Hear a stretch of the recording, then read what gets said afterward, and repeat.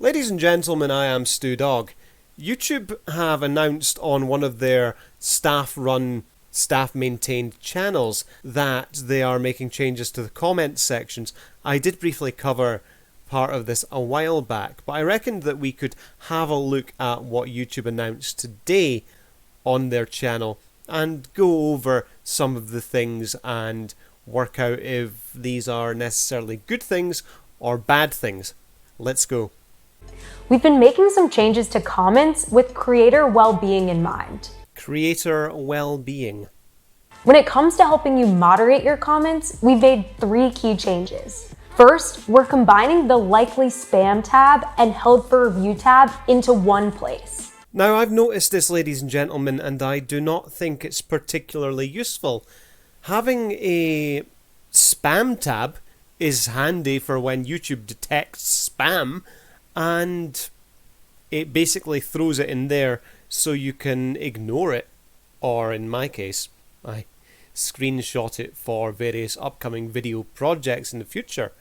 But I don't think the removal of the spam tab is a good idea.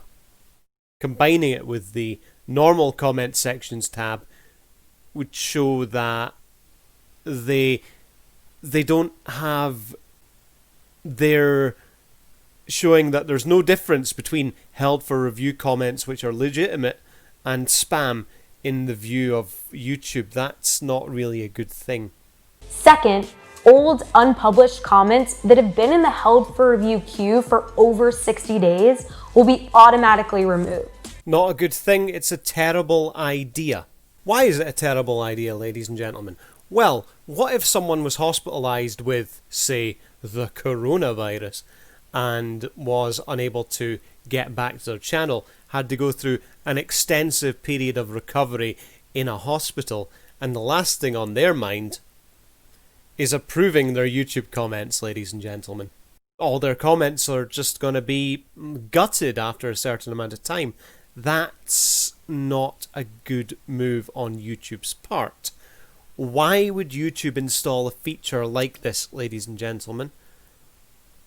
One of the main things that comes to mind is data usage. Now, yeah, okay, fair enough. Text, things typed, don't really take up much space on YouTube servers, but 3.2 billion monthly users, millions of creator channels, I guess all of those comments would start to add up in the data banks, so pruning from YouTube's point of view might be a good idea. But from a creator's standpoint, I don't feel that that's a good thing. And third, we've removed the numerical counter to take away the stress of knowing how many held comments are just sitting in the queue.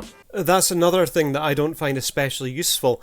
I find it very useful when I have a counter that tells me how many comments are held for review. In fact, having that counter there is a notification that says, hey, come here, open this, because you've got stuff to read. At the moment, it's blank. It says nothing, and that doesn't draw your eye, it doesn't draw your attention, it doesn't make you think, well, I better go and review my comments and approve them. It's the opposite.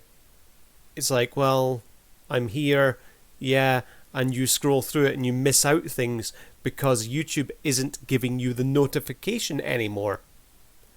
It's another bad idea. Who asked for this?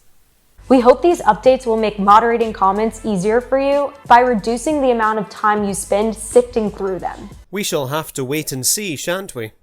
And to better protect you and your community from abusive comments, we've been investing in technology that helps our systems better detect and remove hateful comments. We've seen such things before, ladies and gentlemen. YouTube seems to have a shadow banning for certain words.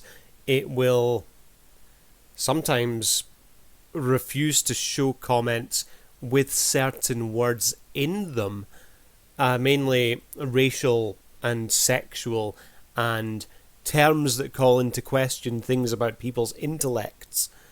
Things like that, YouTube will automatically ghost, delete and shadow ban for YouTubers, even down to the stage that channel owners can't even see these comments being posted by people. You know, it's like saying that I could have missed out on hundreds of comments because the words in them are words that YouTube didn't like. We've also launched a new feature that notifies commenters when their comment may be considered offensive to others. I'd agree with this being a good thing, ladies and gentlemen, because YouTube itself says that comments left on channels can affect the monetization status of channels. So having a warning that pops up to the person posting to say, hey, are you sure you want to post this? Because we don't like it, and we don't think the place that you're posting it would like it either. That can only be a good thing.